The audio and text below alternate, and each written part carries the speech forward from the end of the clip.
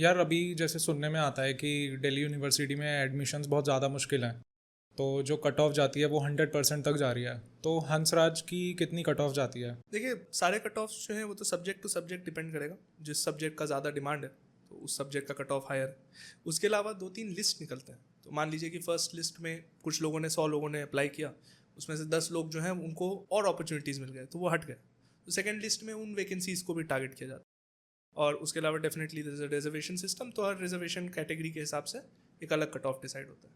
तो इस complicated system में हंसराज का एक कट ऑफ तो कहना मुश्किल, लेकिन हाँ, इवन फॉर लाइक संस्कृत के जो कोर्सेज हैं, आई वुड से कि 91-92 ऐसे करके percent and above. So this is the best of 3 या 4, I am not able to exactly recall, लेकिन सो जितने भी आपके मार्क्स स्पोर्ट्स में हैं उसमें से जैसे 5 या 6 सब्जेक्ट होते हैं, कुछ लोगों के 6 होते हैं, कुछ के 5 होते हैं, तो उसमें से जो 3 बेस्ट हैं या 4 बेस्ट हैं सब्जेक्ट्स, उनका एवरेज लिया जाता है और फिर देखा जाता है कि इन क्या वो 92-93 के ऊपर हैं एंड ऑल। उस हिसाब से आपको सब्जेक्ट्स ऑफर किया जाता है। जो सब्जेक्ट आपको चुनना है उसको आप चुन के फिर उसके बाद उसमें एनरोल करें।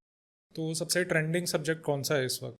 इस वक्त मैं कहूँगा कि फिजिक्स और केमिस्ट्री और ये सारे जो बैचलर्स इन साइंसेज हैं, इस तरह के कोर्सेज जो हैं वो थोड़े और ट्रेंडिंग रहे हैं। इलेक्ट्रॉनिक्स का भी एक कोर्स है जो मेरा लिमिटेड अंडरस्टैंडिंग है।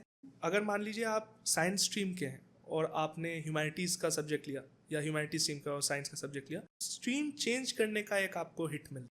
तो 1.5% आपका बेस्ट ऑफ 4 जो है उससे माइनस हो और फिर आपको मिलेगा। तो अगर मान लीजिए आप ह्यूमैनिटीज़ बैकग्राउंड का, आपको बीएससी फिजिक्स लेना है तो आपको 1.5% का कट लेना पड़ेगा, फिर उसके बाद ऑफर हो। तो लेकिन थैंकफुली क्योंकि जैसा मैंने कहा 84 कॉलेजेस हैं, तो कई कॉलेजेस जो हैं वो फिजिक्स ऑफर कर रहे हैं एंड मेरे को नहीं लगता कि किसी को बहुत मुश्किल होगा अगर उसको दिल्ली यूनिवर्सिटी में घुसना हो। तो आपके टाइम पे हंसराज की कट ऑफ कितनी थी जियोलॉजी में? मेरे टाइम में हंसराज की कट ऑफ 94.5 था, जितना मेरे को याद आ रहा है। एंड उसके बाद आई थिंक क्लोज हो गया था अनरिजर्व कैटेगरी। ओके, एंड आपके मार्क्स कितने थे 12th में? मैं आपको परसेंटेज बता देता हूँ। बेस्ट ऑफ 4 जो मैं इस्तेमाल किया तो 95.4 था जो मैं फिर यूज़ किया टू गेट माई एडमिशन। और मेरे जो सब्जेक्ट्स थे वो जो पीसीएम थे एंड उसके अलावा फिजिकल एजुकेशन एंड इंग्लिश। वही सोच रहा था कौन सा वाला है। तो ये 5 सब्जेक्ट्स के आधार पे मैंने अपना बेस्ट ऑफ 4 निकाला और उसके बाद मैं जाके अप्लाई किया। ओके। यार न्यूज़ में आजकल आ रहा है कि डीयू की जो कट ऑफ है वो 100% तक जा रही है, तो ऐसा क्यों हो रहा है? इतनी हाई कट ऑफ क्यों जा रही है? इसके वजह तो कॉम्प्लिकेटेड है, लेकिन जो मेरे हिसाब से सबसे बड़ा इसका कल्प्रिट है वो ये है कि कई सारे स्टेट बोर्ड्स में आपको दिखेगा कि इन्फ्लेटेड मार्क्स दिए जाते हैं। कई लोगों को 100 में से 100 मिल रहे हैं 12th के मार्क्स में। तो सीबीएसई आईसीएसई में कम देखने को मिलता है। उसके अलावा जो जो पेपर लीक्स हैं और जो मास चीटिंग होता है, कई फ़ोटोज़ आपको इंटरनेट पे मिलेंगे।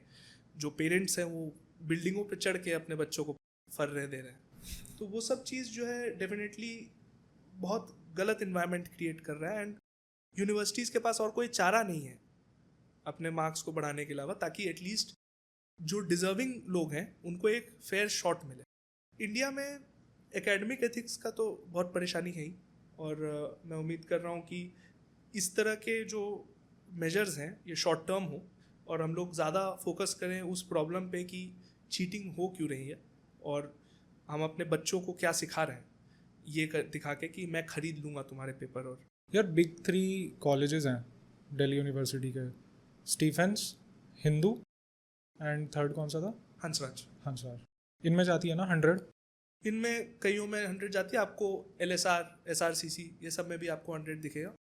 एंड ये ऐसा ट्रेंड है जो तब तक नहीं सुलझने वाला जब तक एक रिफॉर्म ना आए कुछ स्टेट बोर्ड्स में, जहाँ पे इस तरह का चीटिंग और इस तरह का जो मैनिपुलेशन है इसको जो है एकदम जड़ से हटाया जाए।